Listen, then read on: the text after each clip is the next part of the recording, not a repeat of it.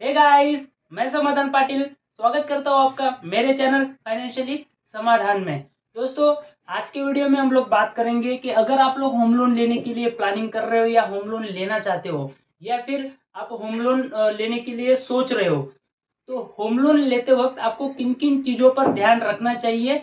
आज के इस वीडियो में हम लोग डिटेल में जानकारी लेने वाले हैं।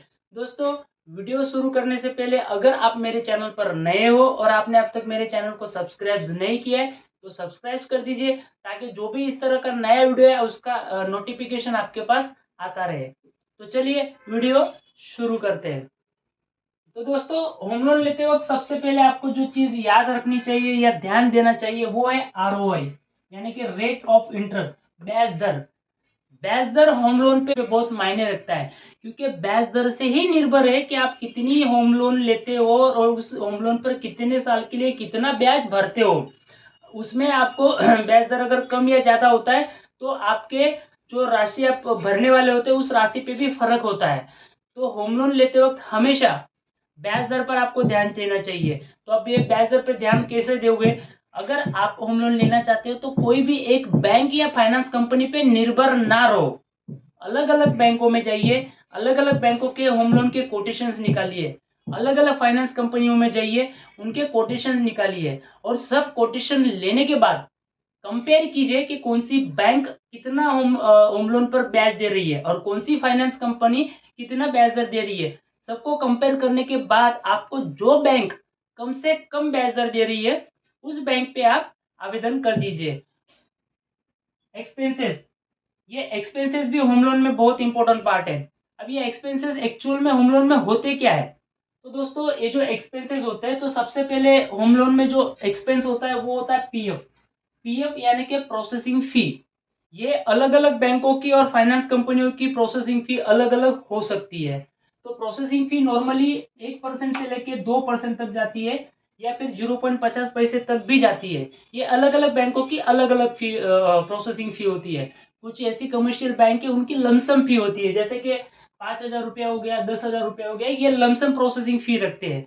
और बाकी की जो बैंकें हैं वो लोन अमाउंट पर 1% से लेके 2% तक प्रोसेसिंग फी आपको उनको चुकाना हो सकता है। तो आपको एक्सपेंस पे क्या ध्यान देना है कि कौन सी ऐसी बैंक है या कौन सी ऐसी कमर्शियल दूसरी बैंक है या फाइनेंस कंपनी है जो कम से कम प्रोसेसिंग फी आपसे ले।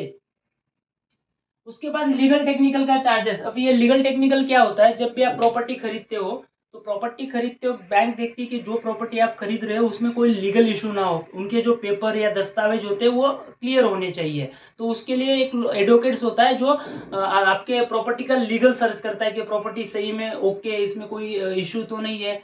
या फिर टेक्निकल, टेक्निकल क्या होता है कि वो जो सिविल इंजीनियर्स होते हैं वो प्रॉपर्टी को चेक करते हैं कि ये जो महानगर पालिका से अप्रूव्ड प्लान है कि नहीं, ये एनए हुई है नहीं है, और ये लीगल प्रॉपर्टी है या नहीं है। तो उसके लिए कुछ चार्जेस देना पड़ता है। नॉर्मली ये चार्ज 5,000 से लेकर 7,000 रुपए तक आपको देना पड़ सकता है। लीगल टेक्निकल का चार्ज जो होता है वो लगभग लगभग हर एक बैंकों में सेम ही होता है। मैक्सिमम अगर इस चार्ज की बात करें तो ये 10,000 तक भी आपको देना पड़ सकता है। इसमें ज्यादा आपको अलग अलग बैंकों का अगर आप कोटेशन निकालोगे तो इसमें ज्यादा फर्क आपको देखने को नहीं मिलेगा। उसके बाद जब आपका लोन सैंक्शन हो जाता है या अप्रूव होता है, उसके बाद फाइनली बैंक या एनबीएफसी फाइनेंस कंपनी आपसे एक एग्रीमेंट करवाती है। तो उस एग्रीमेंट को आपको कुछ स्टाम्प खरीदने पड़ते हैं और कुछ नोटरीज करनी पड़ती है। तो उस नोटरीज का जो खर्चा होता है मिनिमम 1,500 रुपये से लेके 4,000 रुपये तक आपको देना पड़ सकता है। वो भी अलग अलग बैंकों का अलग अलग हो सकता है, बट अगर हम मैक्सिमम बात करें तो 4,000 रुपये से ज्यादा आपको यहाँ पे एग्रीमेंट का देना नहीं पड़ता है। तो इसमें ज़्यादा खर्चे की आपको फ़र्क देखने को नहीं मिलेगा। तो इस तरह से ये बैंकों का एक्सपेंस होता है। तो एक्सपेंस पे मेन आपको अगर फोकस करना है तो प्रोसेसिंग फी पे ही फोकस करना है। जो प्रोसेसिंग फी जो होती है, जो बैंक है वो प्रोसेसिंग पे आपसे कम से कम चार्ज करे। उसके बाद इंश्योरेंस। दोस्तों, इंश्योरेंस ये जो पार्ट है होम लोन में, ये बहुत ही इंपॉर्टेंट पार्ट है। ये जो होम लोन का इंश्योरेंस होता है ये एक टर्म टर्म इंश्योरेंस जैसे ही काम करता है। अगर आपने 20 साल के लिए लोन ले रखी है और 20 साल के भीतर आप मेन एप्लीकेंट अगर होम लोन में हो और 20 साल के भीतर अगर आपको कुछ हो जाता है तो आपके बाद जो आपके नॉमिनीज होते हैं, आपकी वाइफ या आपकी कोई भी फैमिली का सदस्य, उनको होम लोन देने की जरूरत नहीं होती, उनको ईएमआई भरने की जरूरत नहीं होती है। ये इंश्योरेंस कंपनियां उनको क्लेम कर देती है और आपका घर है आपको नील कर देती है।